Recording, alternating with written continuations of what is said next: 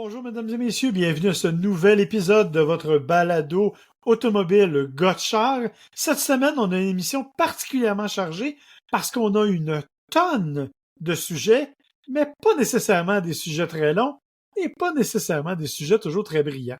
Mais en tout cas, alors, de mon côté, je vais vous parler d'un événement, ça je vais quand même en parler plus en détail, un événement marquant parce que je suis allé assister au Salon de l'Auto de Los Angeles. Moi, de mon côté, je vais vous parler de mon essai, de mes deux essais même, du Ford Escape hybride et hybride branchable. Et comme il l'a dit, on va parler de plusieurs petits sujets d'actualité, toujours aussi plaisants les uns que les autres. Est-ce qu'il y a une semaine que tu dis pas que c'est chargé? Je ne sais pas. Moi, c'est William Bouchard. Et moi, c'est Marc Bouchard, et vous écoutez Gotchard.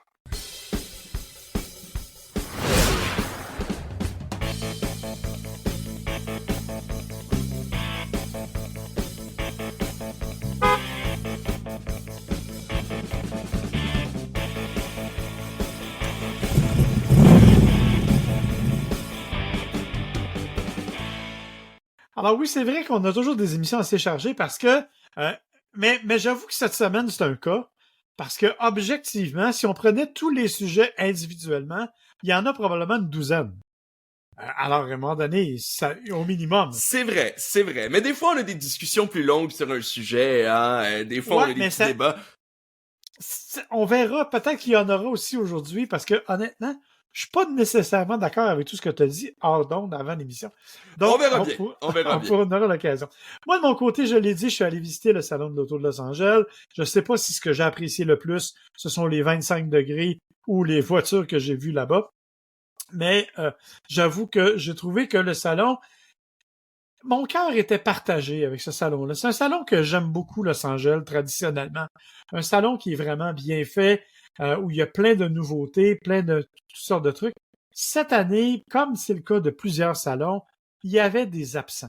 À peu près tous les constructeurs allemands étaient absents, à l'exception de Volkswagen. Et Volkswagen était là et nous présentait aux surprises une autre version du ID Buzz. Un jour, on va l'avoir pour vrai, mais pour le moment, on avait encore... C'était beau, par exemple. On avait fait un bel aménagement avec des planches de surf identifiées Volkswagen. C'était magnifique, mais on n'a absolument rien dévoilé. Donc, c'est le seul Allemand qui était là. Dans les pavillons, c'était presque un peu triste dans certains cas. Écoute, dans un des pavillons, on est arrivé, il y avait 3 kiosques. Imposants, mais quand même 3 kiosques.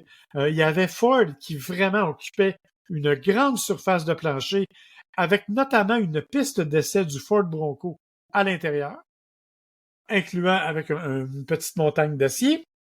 Il y avait aussi des véhicules chez Ford comme la Mustang GTD, là, qui est la Mustang à 800 chevaux, ou une version assez pimpée, je dirais, de la Mustang Mach-E Rally, où vraiment on est allé avec cœur et enthousiasme pour mettre de l'équipement dessus. Ça, c'était du côté de chez Ford. On avait aussi dans ce même kiosque-là, dans ce même grand hall d'exposition-là, Kia et Lucid, et je vais revenir plus tard sur ce qu'ils ont fait de ce côté-là. De l'autre côté, on avait un second hall occupé aussi par quelques manufacturiers, dans lequel il y avait une piste d'essai pour les Hyundai Ioniq 5, Ioniq 6, t'aurais été heureux, et il y avait aussi une piste d'essai pour le Volkswagen ID4 et pour le Nissan Ariya. Il y avait enfin une partie du terrain qui était occupée par des Jeeps pimpés, des Jeeps tunés, qui n'étaient pas présentés par un manufacturier parce que Stellantis était absent. Et il y avait une piste d'essai pour une espèce de valise à roulettes motorisée de Honda. Est-ce que tu l'as essayé? Bien sûr. Il fallait, sûr. Hein? Fallait. Ça va quand même 15 000 à l'heure. Hein? C'est 25 km/h. C'est pas vraiment une valise. Je pense que tu peux pas t'en servir pour transporter des choses. C'est une espèce de... C'est fait comme une valise, mais il y a vraiment des poignées, un siège. Fait un petit peu comme un scooter. Et honnêtement, c'est surprenant. Je peux dire que sur un plancher de ciment un peu glissant, là, dans un circuit en zigzag, on roulait prudemment. Là. Il fallait être prudent. Bref, ça, c'était ce qu'il y avait. Évidemment, il y avait aussi des dévoilements et il y a eu des dévoilements intéressants qui se sont faits non seulement sur le plancher du salon, mais il y en a qui ont été faits auparavant. Moi, je suis allé, avec les gens de Hyundai Genesis, et 2 jours auparavant, Genesis nous a dévoilé le GV80 et le GV80 coupé. le coupé, c'est un tout nouveau véhicule qui va arriver avec une motorisation hybride un peu plus puissante. Le GV80, c'est juste dans le fond, un redesign du même véhicule. La motorisation, elle ne change pas.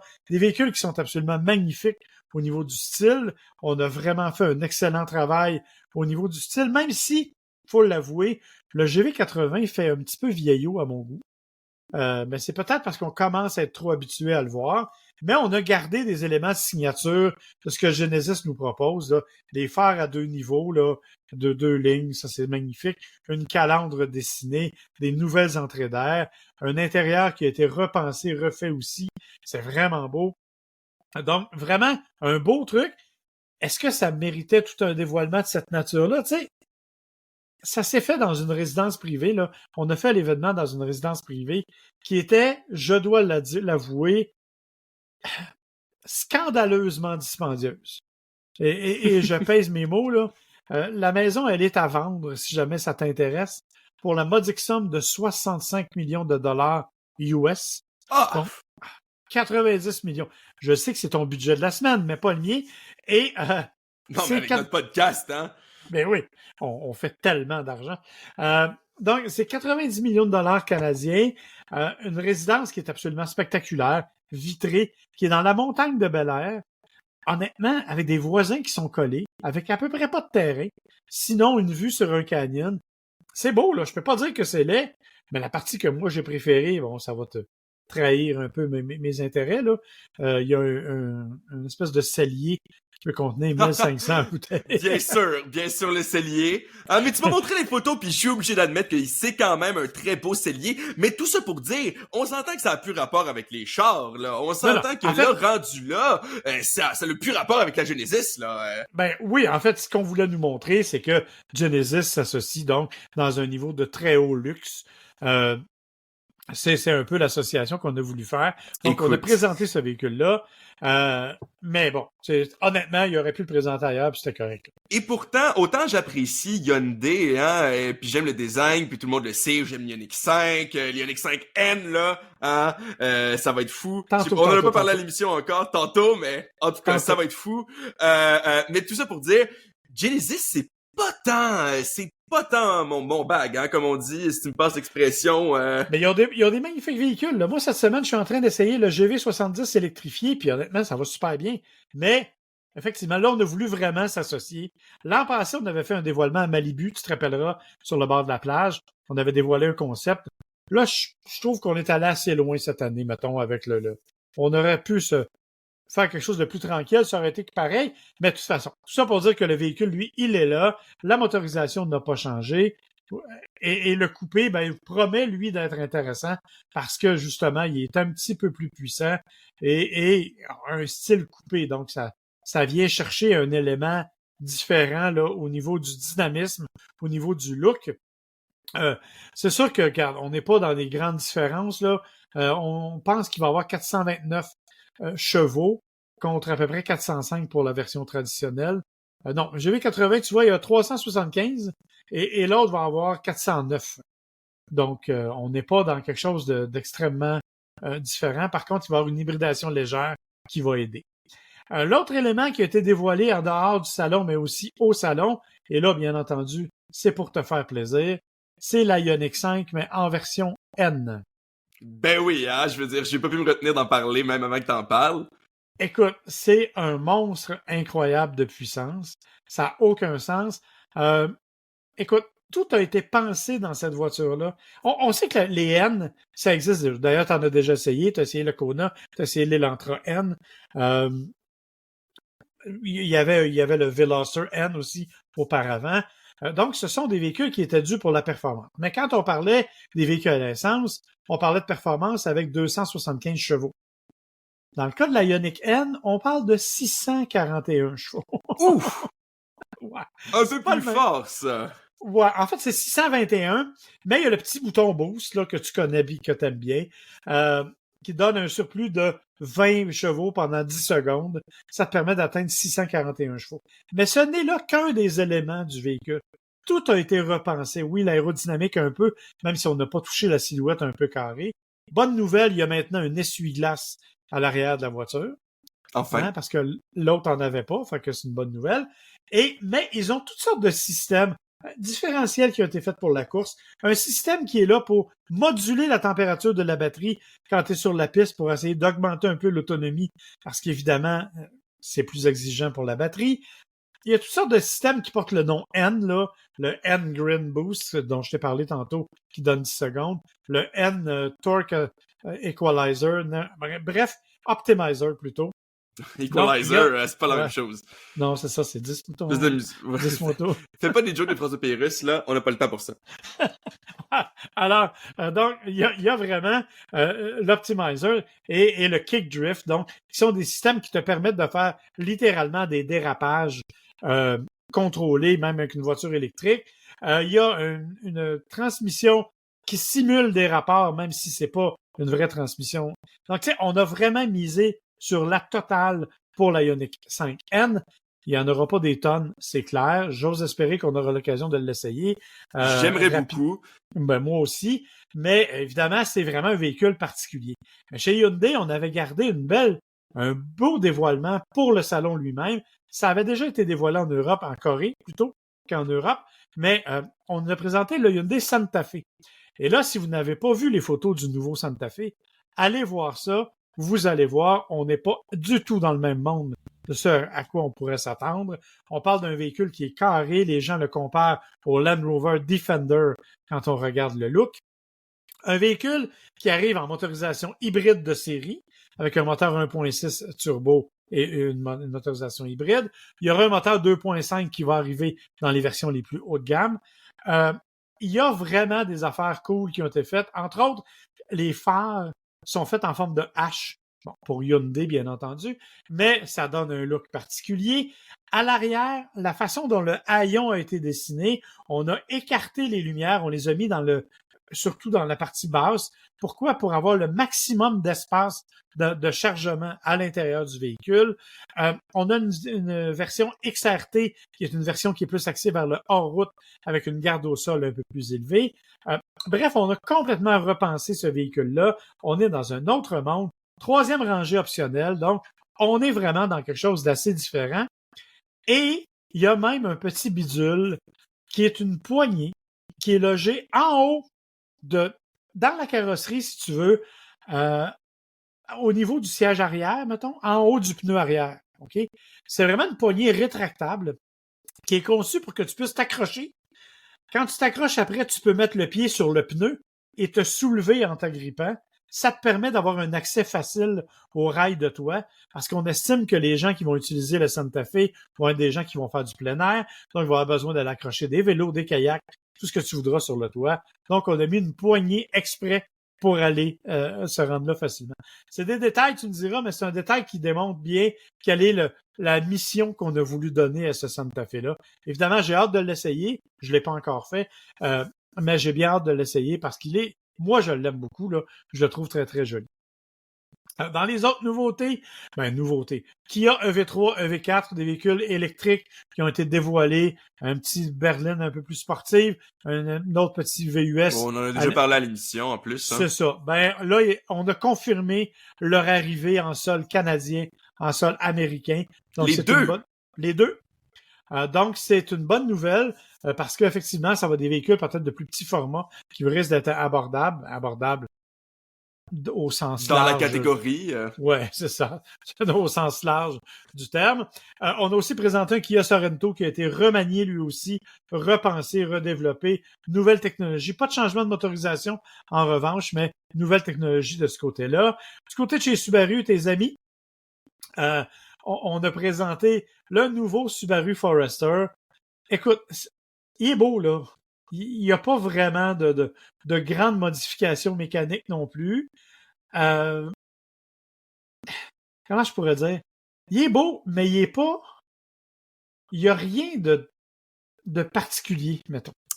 Écoute, tu dis mes amis, là, mais écoute, faut dire que c'est vrai que je déteste pas nécessairement les véhicules Subaru, c'est vrai que j'ai toujours été quand même Non, c'est parce pour que là, leur modèle. Non, je comprends, j'ai toujours été pour leur modèle aussi, où ils vendent des choses un peu moins chères, mais faut dire que ça a toujours été leur marque de commerce, là. Ils sont très conservateurs, là, Subaru. Ils savent que ce qu'ils font, ça fonctionne avec un type de gens très particulier, et puis ces gens-là, c'est ce qu'ils veulent, on va pas en déroger, là. C'est un peu leur non, philosophie.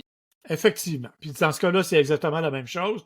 On a gardé l'ancien moteur 4 cylindres 2.5 à plat qui fait 182 chevaux.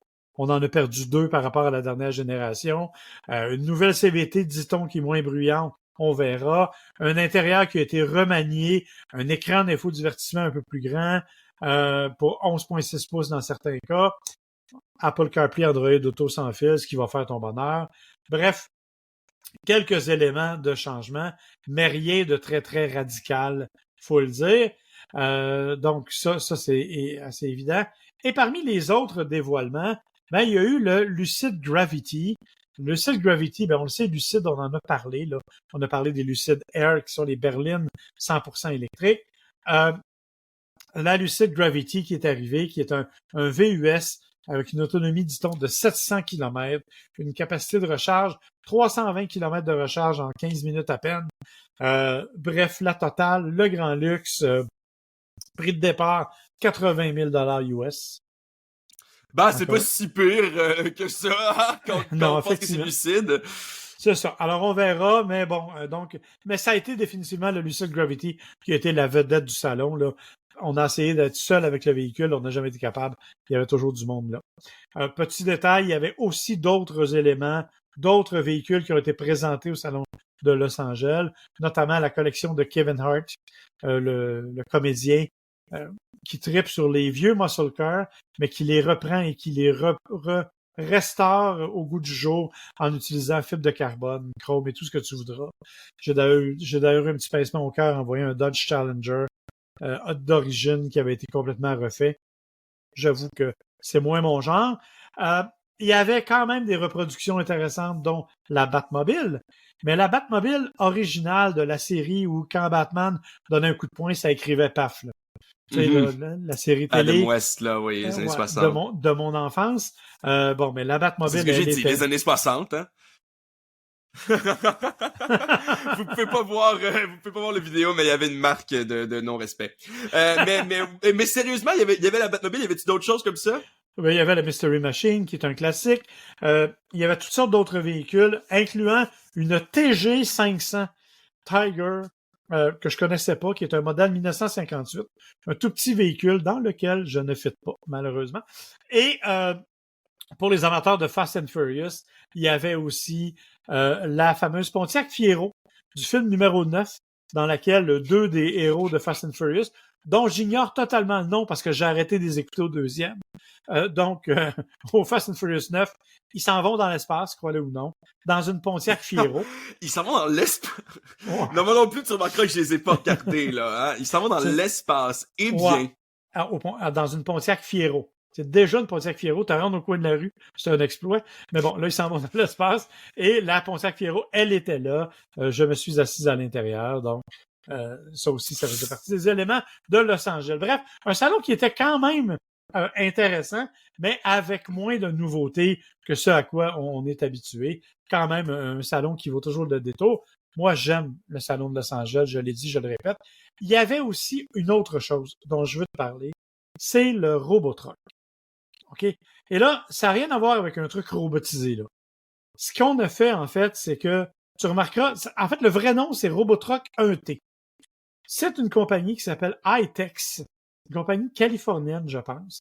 Ils ont présenté leur modèle de camion, qui est une pâle copie du Cybertruck, qui utilise des panneaux de couleur stainless aussi, mais peinturés, hein?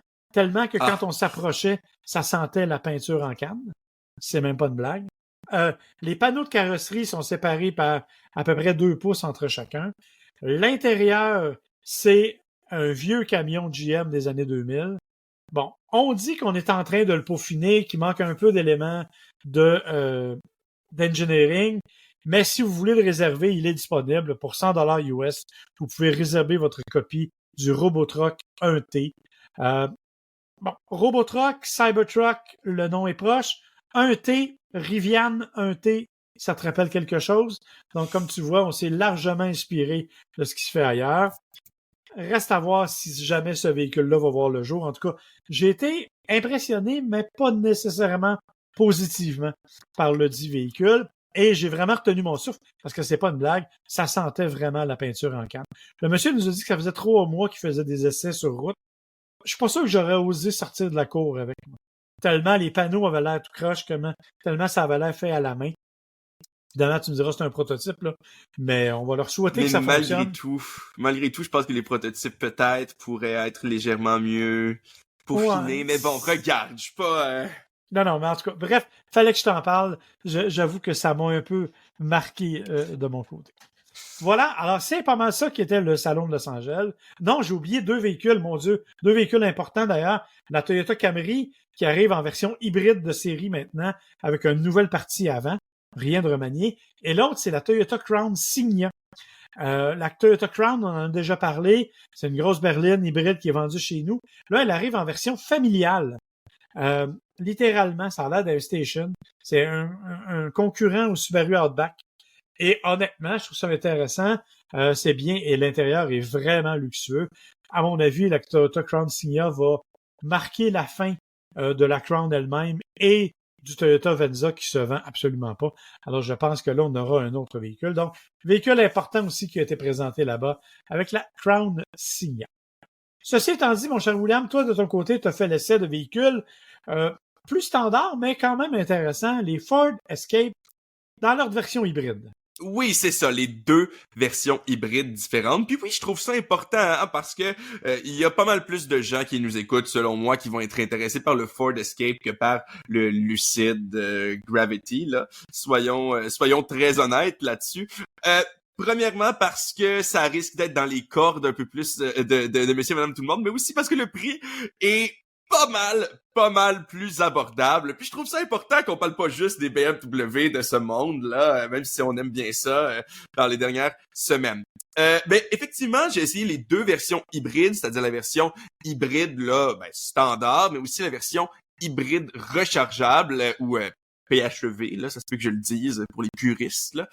Mais si on regarde au début de la gamme, on parle quand même d'un véhicule qui commence à en bas de 33 000 $. Bien sûr, il faut rajouter tous les frais et tout ça par-dessus, là, comme d'habitude, mais quand même, là, on parle d'un véhicule qui commence à en bas de 35 000. Moi, les versions que j'ai essayées étaient plus autour de 45 000. On parle de 45 500 de prix de base là pour la version hybride rechargeable. Puis bien sûr, moi, j'avais des options en plus là sur la version que j'ai essayée. Mais malgré tout, on parle de quelque chose où on va s'en tirer à un prix, selon moi, relativement correct. Hein? Puis on va s'en... Ben, tu semblais... Ben, c'est juste que le prix est relativement correct des véhicules. C'est pas exclusif à Ford, là. Cette année, c'est tellement abusif, le prix que l'on réclame pour des voitures hybrides et hybrides branchables, que ça me fait frémir à toutes les fois. Mais oui, t'as raison. C'est dans la catégorie relativement correct. Effectivement, c'est ce qu'il faut rajouter là, dans la catégorie, en effet, hein, parce que c'est sûr que on parle pas non plus d'une bête de performance. Là. Si on regarde l'hybride branchable, on parle de 210 chevaux en puissance combinée. Là. Les deux véhicules vont avoir un 4 cylindres, 2.5 litres de 163 chevaux, 155 livres-pieds de couple. Puis ensuite, ça va faire une puissance combinée de 221, désolé, pour la version hybride standard. Puis la version hybride branchable, ça va être 210, donc légèrement moins puissant, mais personnellement, j'ai trouvé qu'on avait un couple plus instantané, un peu plus agréable sur la version hybride branchable. Je dirais que c'est la différence principale entre les deux, là, c'est que sur l'hybride standard, j'ai l'impression qu'on sent un peu moins le moteur hybride, hein, parce que ben ils sont toujours en train de travailler en tandem, tandis bien sûr, on a un 60 km d'autonomie, là, 100% électrique du côté de l'hybride rechargeable. Donc là, c'est sûr que on a une différence au niveau du sentiment de conduite là dans ces moments-là. Personnellement, j'aime le feeling des voitures électriques, j'aime le feeling de douceur, mais en même temps de réactivité là que ça amène. Donc c'est sûr que je suis peut-être un peu déjà vendu au feeling de l'électrique, mais bon. c'est la différence principale entre les deux, parce que si on regarde le reste, là, l'intérieur, c'est quand même assez spacieux. On a réussi à rentrer nos commissions sans problème, épicerie et tout, là. On est allé faire des commissions, il y a pas de problème. Le siège arrière est assez grand. Tu as fait quoi comme consommation, cependant? Je suis curieux de voir s'il y a eu une différence importante entre la version hybride et la version hybride branchable, parce que l'hybride branchable, c'est bien le fun, mais une fois que tu as fait les 50 km d'autonomie 100% électrique, tu tombes sur un moteur à essence pur, là, tu n'as plus d'assistance électrique. En effet, faut dire que moi, étant donné que j'habite à Montréal, hein, je le dis, je le répète, c'est sûr que pour moi, l'hybride branchable a l'avantage que je peux pas mal toujours la brancher avant de faire mes 60 kilomètres. Les deux affichent la même consommation. Là, si on se fie au manufacturier, on parle d'à peu près 6 litres au 100-ish en combiné. Là. Mais moi, personnellement, j'ai fait un peu en bas de ça avec l'hybride branchable parce que quand je l'ai eu, il y avait de l'électricité dedans. Donc, bien évidemment, ça m'a pris du temps avant de pouvoir toucher là, vraiment ma consommation d'essence. Donc, au bout du compte, j'ai fait en bas de ça, mais effectivement, il faut garder en tête là que après l'autonomie de 60 km, ben là on se ramasse à avoir une consommation là, normale pour le moteur EcoBoost. Donc ça dépend vraiment de l'utilisation qu'on en fait, mais étant donné que moi je suis pas mal le public cible parfait pour une hybride branchable, j'ai fait en bas là du 6 litres au 100 à peu près là de la version hybride, mais pas tant là, j'ai pas fait du 3 là, tu sais. Non, mais je veux dire, déjà, imagine, tu as quand même un VUS, tu sais, l'Escape, tu l'as dit, est relativement spacieux, il y a quand même des bonnes dimensions. Si tu fais 5.8, 5.7 litres au 100, c'est, ma foi, très raisonnable parce que, tu l'as dit, toi, tu es toujours en ville. Si tu avais un VUS traditionnel à essence, avec la ville que tu fais, tu monterais facilement au-delà de 9. Et ça m'arrive souvent avec les véhicules à essence de monter au-delà de 9, même on a eu des 10, on a eu des 11 litres au 100, là, surtout quand on va dans des choses un peu plus puissantes. Donc oui, définitivement, mais en même temps, les deux offrent, selon moi, quand même une bonne consommation, mais c'est certain que si on peut tirer avantage là du 60 km d'autonomie en mode électrique, c'est certain qu'on va sauver de l'argent au bout du compte sur l'essence. Là, on va sauver peut-être pas du temps parce qu'il faut quand même aller le brancher à la bonne si on n'en a pas chez soi, hein, comme moi je vais aux bornes publiques pour le faire.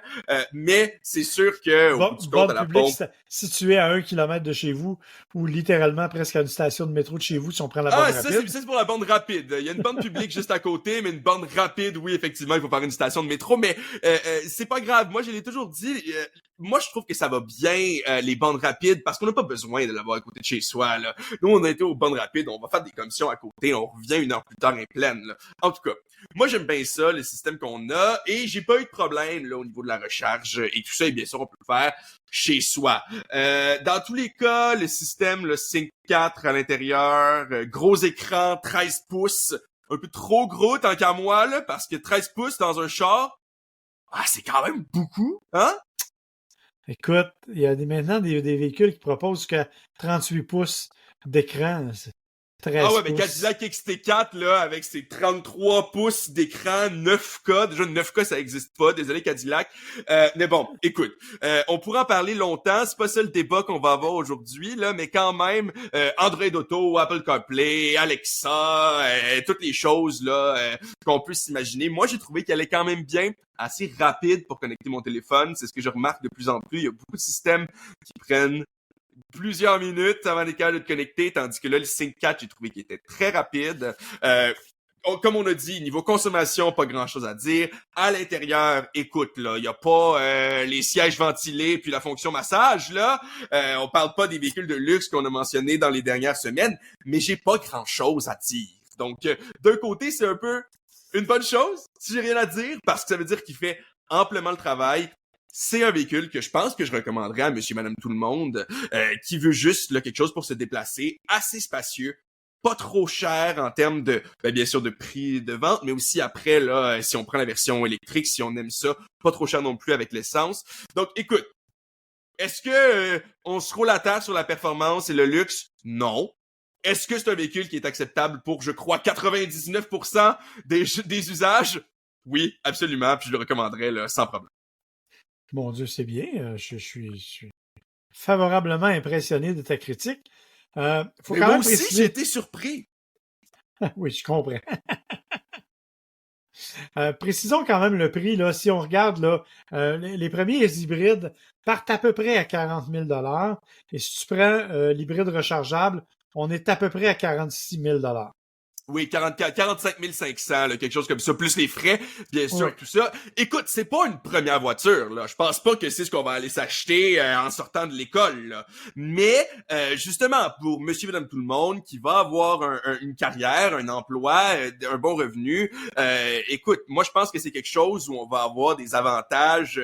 Le rapport qualité-prix est, selon moi, beaucoup plus grand que d'autres voitures de luxe que j'ai essayé, où oui, t'as les sièges ventilés, mais t'en as pas ben plus pour les 20, 30 000 $ qu'on va pouvoir mettre de plus sur le prix de sa voiture. Je sais pas si t'es d'accord avec moi.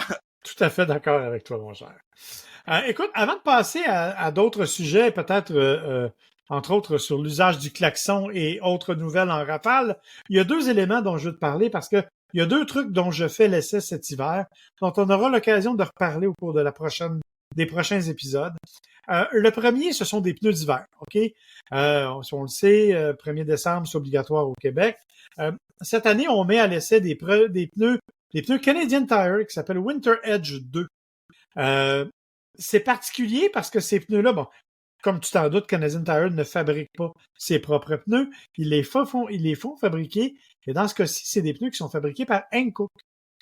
Qui Donc est quand une même compagnie quand même, ouais, une vraie compagnie, là.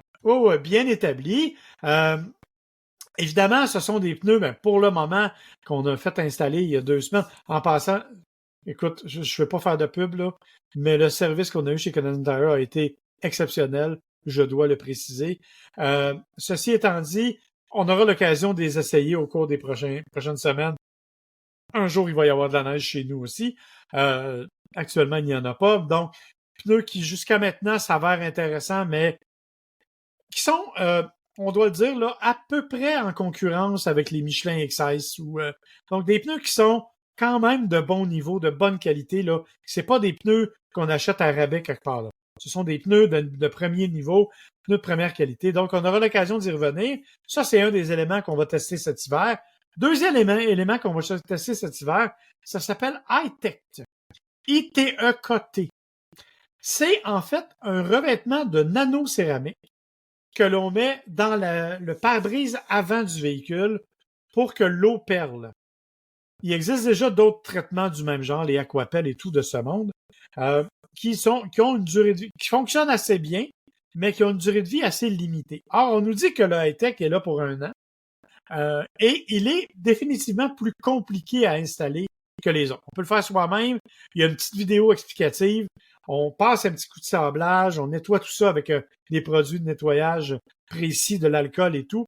Et après ça, on étend la nanocéramique dessus.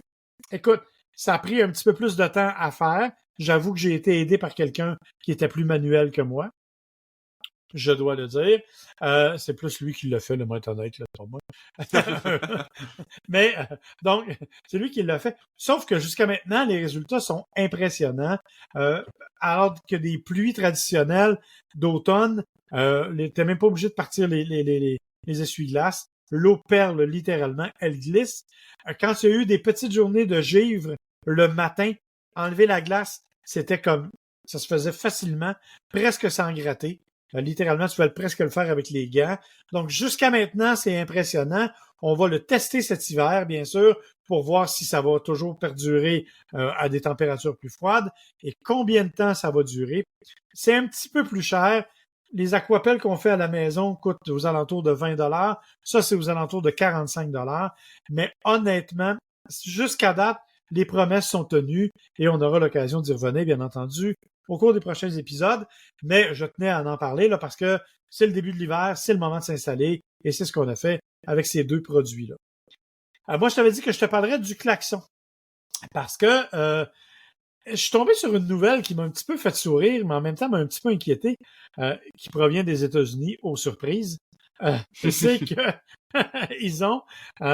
c'est une dame qui s'est fait arrêter, une dame de 69 ans, qui s'est fait arrêter en 2017 parce qu'elle a utilisé son klaxon pour encourager des manifestants. Tu sais, comme actuellement, là, il y a des grèves. Et on nous dit, quand vous passez devant, là, ils nous demandent de klaxonner. Bon, tout le monde klaxonne. Ça fait un peu partie du support. Alors, elle l'a fait. Le problème, c'est qu'il y avait des policiers sur place qui l'ont arrêtée, qui lui ont remis une contravention. La dame a décidé de contester la dite contravention et elle est actuellement rendue en Cour suprême. Comme quoi, elle veut que l'usage du klaxon soit reconnu comme faisant partie de la liberté d'expression. Donc, couvert par la loi de la liberté d'expression. Ça m'a amené à me poser des questions sur l'usage du klaxon à travers le monde. Je suis tombé sur une étude qui a été faite par l'Université de Bagdad, qui est une vraie étude scientifique universitaire, à ma grande surprise, sur le langage du klaxon. Et on a fait le parcours dans plusieurs pays, notamment au Canada en 2015. Il y a une étude qui avait été faite où on aurait dénombré une espèce de langage du klaxon avec 54 significations différentes, selon le klaxon. Selon ce que tu dures longtemps ou moins longtemps et tout. Mais le pays où il y en aurait le plus, ce serait pas la Chine, l'Inde, où là, il y a un véritable langage complet, là. C'est presque de la linguistique klaxonnière. Ah ouais. Ouais, parce que selon que tu utilises, que tu klaxonnes une fois, deux fois, trois fois, tu peux répéter tes séries, tu peux marier ces séries-là, un long, un court. Bref, tu peux changer tout ça. Ça te permet donc d'avoir un vrai langage de klaxon. Il semble que ce soit très raffiné. Et ce qui est le plus surprenant, c'est que tout le monde le comprend. Au Canada, je m'excuse, 54 notions de klaxon. Moi, là, une fois que j'ai klaxonné, ça veut dire tasse-toi. Ou j'ai klaxonné, ça veut dire you, c'est moi. Tu sais, en général, là, on veut attirer l'attention de cette façon-là, mais certainement pas élaborer des grands messages. Donc, j'ai pas trouvé la signification. Mais il semble qu'en Inde, les gens comprennent. Il y a quand même des pays, et tu pourras peut-être confirmer, des pays européens, je pense à l'Italie, je pense à l'Espagne, entre autres, où les gens sont un peu plus émotifs. Donc, où le klaxon signifie vraiment « tassez-vous dans le chemin, c'est moi qui passe ». Parce que je confirme que la Grèce aussi, c'est comme ça. Ouais, je m'en doutais un peu. Donc, ça veut dire que en fait, on arrive avec notre voiture et c'est nous autres qui est le maître. Donc, tassez-vous. Alors, mon cher, il y aurait peut-être un livre à écrire sur la linguistique du klaxon. Ben, on publiera ça, toi et moi, hein. Suivez-nous, gotcha.ca, là. Gotcha.com? Gotcha.com, oui. Gotcha.com, marcbouchard.ca. Voilà. Exactement. On n'est pas rendu au bout où on fait la pub, anyway. Mais moi, ça m'a intéressé, puis je suis allé voir sur Internet. Est-ce que tu sais quoi d'autre aussi qui fait partie de la liberté d'expression? Tu me l'as fait pas plus tard que tout à l'heure. Un doigt d'honneur. Un doigt d'honneur. Est-ce que c'est légal? Attends, ça veut dire que tu aurais le droit de faire un doigt d'honneur, mais tu te demandes si tu peux klaxonner. Ben, c'est un petit peu ce qu'on en comprend, hein. Ben, écoute, aux États-Unis, la question est 100% réglée. Ça fait partie de son droit le plus absolu de faire un doigt d'honneur au volant. Alors, c'est vraiment spécifié au volant à un policier. Ok, il y a une dame qui est allée en Cour suprême là, et la Cour a jugé en effet qu'elle avait le droit de faire un finger à un policier. Bon. Ici, la question est un peu plus épineuse, à savoir si on a le droit de le faire au volant à un policier, mais on a au minimum le droit de le faire, selon le juge Denis Galiatsatos, donc c'est vraiment la Cour du Québec, là, qui a dit que ce n'est pas un crime de faire un doigt d'honneur à quelqu'un, c'est un droit fondamental inscrit dans la charte qui appartient à tous les Canadiens.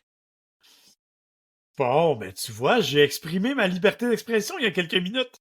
Exactement. Mais bon, écoute, la vérité, c'est que ça reste jamais une bonne idée de manquer de respect à quelqu'un qui a un gun et le droit de t'arrêter. OK? Je vais juste dire ça comme ça. C'est probablement une mauvaise idée, puis vous allez probablement vous mettre dans la merde si vous faites ça. Pareil, mais techniquement, c'est un droit qui nous est garanti par la charte aussi au volant. Donc, écoutez, si vous êtes du genre à faire ça, je ne vous encourage pas à le faire, mais vous êtes techniquement dans votre droit. Maintenant, la partie débat de l'émission, puis j'ai bien hâte qu'on en parle. J'espère que ça durera pas trop longtemps parce qu'on est déjà loin de l'émission, mais je comprends pas ce que tu comprends pas. En tout cas, Je te parle du Ram 1500 Ram Charger.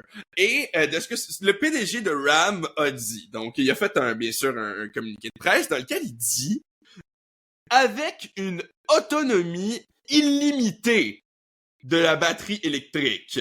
Blablabla, bravo au Ram 1500.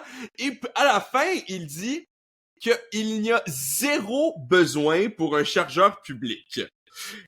Et là, toi de dire non, mais techniquement, il a raison, parce que le Ram 1500 Ram Charger est le même principe que, par exemple, la Chevrolet Volt, hein, qui est depuis longtemps, on s'entend, qui existe depuis longtemps, où c'est pas un véritable système 100% électrique, mais c'est un système électrique qui est alimenté par une génératrice à essence pour étendre l'autonomie de sa batterie. Donc, écoute, peut-être qu'à la fin, quand on dit aucun besoin pour un chargeur public, on peut se dire, ben c'est pas faux, si tu fais juste remplir de gaz ta voiture en tout temps, techniquement, t'as pas besoin d'un chargeur public. Écoute, ça, à la limite, on peut dire que c'est techniquement vrai. Mais la partie où il dit que la batterie a une autonomie illimitée, tu dis que c'est techniquement vrai, mais il y a aucune façon que ça peut l'être. La batterie a pas une autonomie illimitée. Elle est limitée par la quantité de carburant qu'il y a. En fait, c'est que ta batterie, à proprement parler, n'ayant pas à être rechargée autrement par un facteur extérieur, elle peut fonctionner en permanence. C'est vrai avec le moteur à essence. Le moteur à essence, lui, va s'éteindre. C'est vrai, mais faut tu Puis éventuellement, il va s'éteindre, ta batterie va utiliser toute son énergie et donc va arriver à bout de son autonomie. C'est mon point. C'est pas illimité. Comme je te l'ai dit, c'est strictement une opinion marketing. L'idée, en fait, c'est qu'on veut essayer... C'est pas une opinion, là.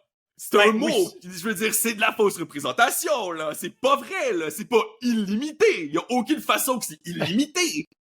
Je te dis, c'est strictement une pure opération marketing destinée à calmer les anxiétés de ceux qui pensent que l'autonomie, c'est compliqué à gérer, en les rassurant. Tu sais, j'ai essayé la Toyota Mirai là, à hydrogène, puis un des avantages, c'est que tu n'as pas à changer tes habitudes parce que tu vas au garage pour pomper de l'essence. Ben, c'est un peu le même principe avec le Ram Charger. On rassure les gens en disant votre batterie, elle va être illimitée. Vous aurez juste à passer au garage, faire comme vous faites votre vie habituelle. Vous irez mettre de l'essence dans votre truck, puis votre batterie va vous durer, puis vous allez être correct parce que vous allez rouler en mode électrique tout le temps, même si vous allez mettre de l'essence. Techniquement, vous roulez en mode électrique parce que le moteur à essence n'entraîne jamais. Et c'est ça. C'est là la... Je te dis pas que c'est correct. Je te dis que c'est techniquement, là où il a raison, c'est que ton moteur à essence n'entraînant jamais les roues, ta voiture, elle est électrique. Donc, tu sais, oui, c'est vraiment... Non, mais, on joue... Non, mais même à ça, il y a un réservoir d'essence, OK? Moi, dans ma tête, on dit autonomie, ça veut dire rouler sans réapprovisionner son véhicule d'un point A au point B. C'est ça l'autonomie, là. C'est ça l'autonomie. Comme je te dis, je suis d'accord avec toi sur cette idée-là. C'est pas illimité. Je te dis que la notion marketing fait qu'on veut simplement rassurer les gens en leur disant votre batterie, aussitôt que votre moteur va fonctionner... La Mirai aussi est illimitée. La Mirai aussi a une autonomie 100% illimitée. À la limite, oui. Si on prend que ça, c'est illimité. Oui, non, je suis d'accord. Tous les maudits véhicules sur Terre qui fonctionnent de cette façon-là, donc où on a une génératrice qui sert à alimenter un moteur à essence et, selon le PDG, à autonomie illimitée, mais rendu là, ça veut plus rien dire. C'est juste cave. En tout cas, arrêtons maintenant et passons aux nouvelles en rafale parce que je suis vraiment en train de me craquer. C'est une blague. Je suis d'accord avec toi sur la fin, c'est-à-dire que c'est vrai que c'est un peu n'importe quoi, mais théoriquement, il y a une espèce de réalité, mais est-ce que ça veut dire quelque chose? Ça veut absolument rien dire. Ça fait juste te rassurer pour dire, regarde, tu seras pas obligé de brancher ton truck, là. Mets du gaz dedans comme tu l'as toujours fait, là. Puis ça va marcher, mon ami. Mais c'est Comme pas ça. illimité! En tout cas, check. Peu importe, là. Tu connais tout ça, toi? Dongfeng? Non. Ça te dit rien, c'est une compagnie chinoise, un manufacturier chinois de véhicules, hein, qui existe quand même depuis 1969, donc ça fait quand même un petit bout. Il n'y a jamais eu aucun... Il y en a beaucoup des fabricants chinois, puis la plupart, on les connaît pas, là, parce que ils Oui, n'ont jamais rien ça. commercialisé chez nous, là. Ben, ils ont pas besoin de nous autres, hein. Ils ont pas mal leur marché qui est pas mal plus intéressant que le nôtre, je te dirais. Mais tout ça pour dire, je t'en parle parce qu'il faut vraiment aller voir le Dongfeng M Hero 917. Ça ressemble à un Hummer, mais comme fait pour un film de super-héros. Et c'est un vrai véhicule. Et pour te donner une idée, ben premièrement à l'extérieur là, il y a aucune courbe là-dessus, hein. C'est juste des angles. Les phares en avant, ça a l'air d'une espèce de truck de Batman, c'est n'importe quoi. Puis à l'intérieur, les poignées pour ouvrir la porte, c'est des fusils. Pas des vrais fusils bien sûr, mais c'est en forme de crosse de fusil pour se sentir vraiment badass toutes les fois qu'on ouvre sa porte. Et si tu veux juste, ben pour 14 000 $ US de plus, tu peux rajouter l'ensemble drone, où il y a un drone sur le toit du véhicule qui peut être contrôlé par la voix depuis l'intérieur du véhicule. Car bien sûr, on a tous besoin d'un drone comme ami. Je veux dire, ça sert à quoi? Non, mais je pense que tu poses des mauvaises questions, là. OK, dans le fond, les roues en arrière, ils peuvent tourner et faire le crab walk. Donc ça, le Hummer aussi, hein, pouvait le Hummer le fait, et Hyundai est en train de développer pour ses voitures électriques un système complet où les voitures vont pouvoir rouler de côté, littéralement, là. C'est la grande mode actuellement, là. Fait que tout ça pour te dire, pour la première de mes nouvelles en rafale d'aujourd'hui, c'est carrément inutile. Vous allez jamais en voir un sur la route, mais allez voir ça sur Internet et riez des gens qui vont mettre au-dessus de 100 000 $ US pour ça. Moi, c'est ce que je fais. Mais tu m'as envoyé une photo, puis honnêtement, même le logo en avant, je trouve qu'il ressemble au Transformer. Tu sais, genre Optimus Prime ou non, quelque c'est chose vraiment fait par quelqu'un qui a regardé trop de films, là. C'est le feeling que j'ai. Moi aussi. Et ça va totalement à l'inverse de toutes les autres compagnies de voitures et les philosophies dans le minimalisme, dans les courbes qu'on s'en va. En tout cas. Parlant de design pas trop réussi, deuxième nouvelle en rafale, au Kansas. Donc, ils ont sorti un nouveau design de plaque d'immatriculation, hein, comme nous autres, je me souviens, ben eux autres, c'était To the Stars, donc vers les étoiles, ce qui est quand même mignon, hein, faut dire. Mais le design était tellement laid que moins d'une semaine plus tard, ils l'ont simplement enlevé, puis ils sont revenus à ce qu'il y avait avant.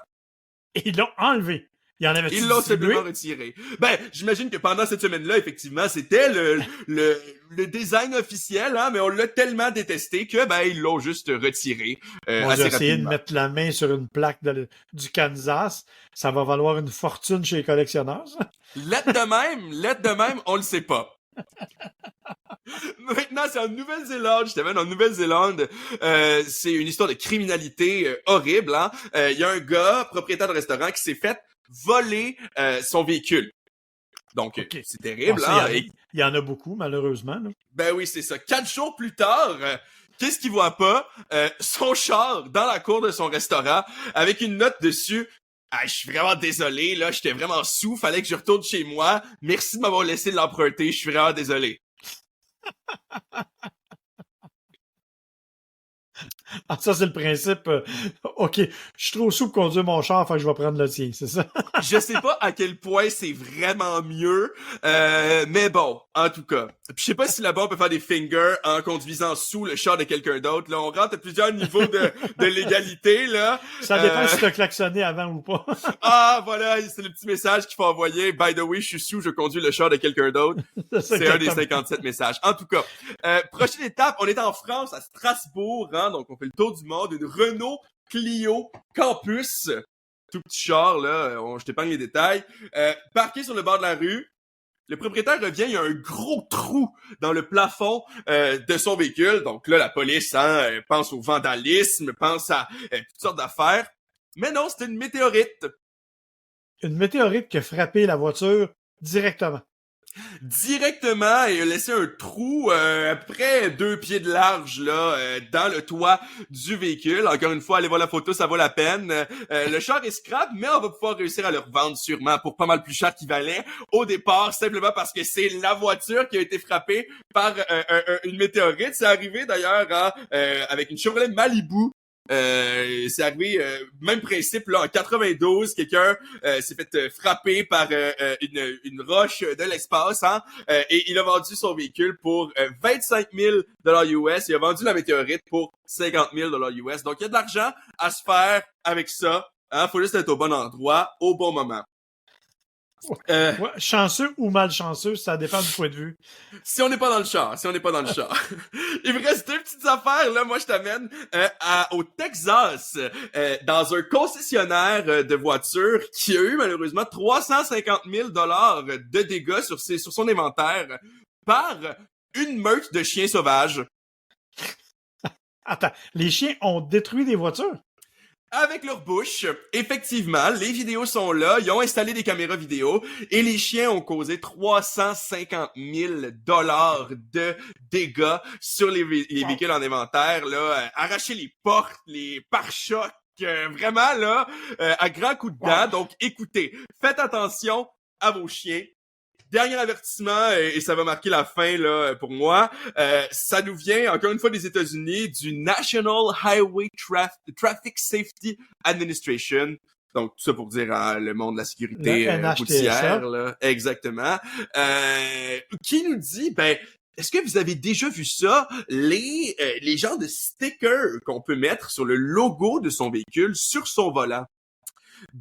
Utilisez-les pas, parce que même c'est dangereux. Vous l'avez peut-être déjà entendu, là, il faut jamais mettre quoi que ce soit sur son volant, parce que si on a un accident et que les coussins gonflables se déploient, ça va se déployer avec en plein dessus ce qu'on a collé. Donc malheureusement, il y a une personne qui a perdu un œil après avoir été frappé par des pierres du Rhin, comme ça, qui avait collé sur son volant. Donc d'un côté, c'est un peu cocasse qu'on doit nous rappeler ça, mais de l'autre, c'est quand même triste. Donc, faites attention pour vrai, si vous le saviez pas déjà. Il faut se rappeler que les coussins gonflables, ça ouvre, c'est quoi? C'est 300 km/h?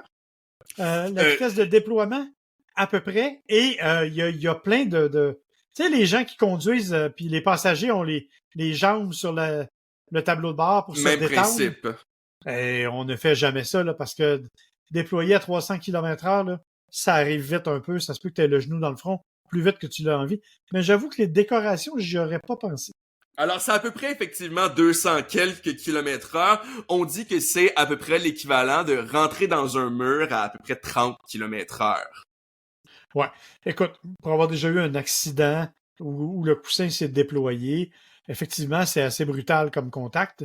Par contre, bon, moi, j'avais pas eu de blessure, mais j'avais pas de pierre du Rhin sur mon volant, je te le signale. Bon, bien fait pour toi, hein, puis si vous aviez l'idée de le faire, faites-le pas. C'est la fin pour moi. Merci beaucoup de m'avoir écouté dire mes niaiseries comme d'habitude. Écoutez, on vous remercie d'avoir été avec nous pour ce nouvel épisode de Gotchard. On espère que ça vous a plu. Bien sûr, si vous avez des questions, on vous invite à nous les poser sur notre site web gotchard.com ou sur notre page Facebook Gotchard Podcast. On vous invite à nous suivre, bien sûr, sur...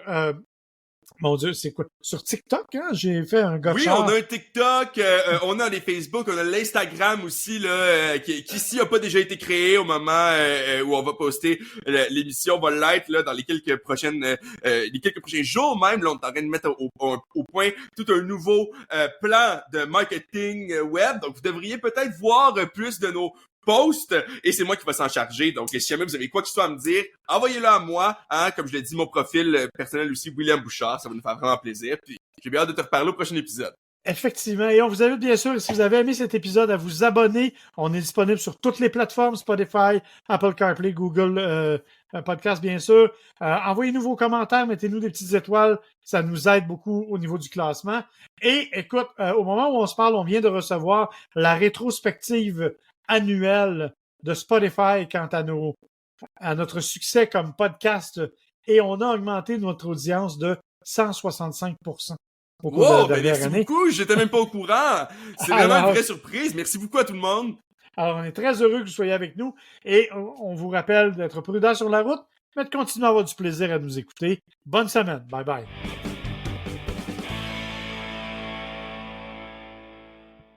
Gotchard est une production de l'agence MWA Bouchard, à l'animation Marc et William Bouchard, au montage sonore Audrey Denomé et pour la musique thème Kevin MacLeod.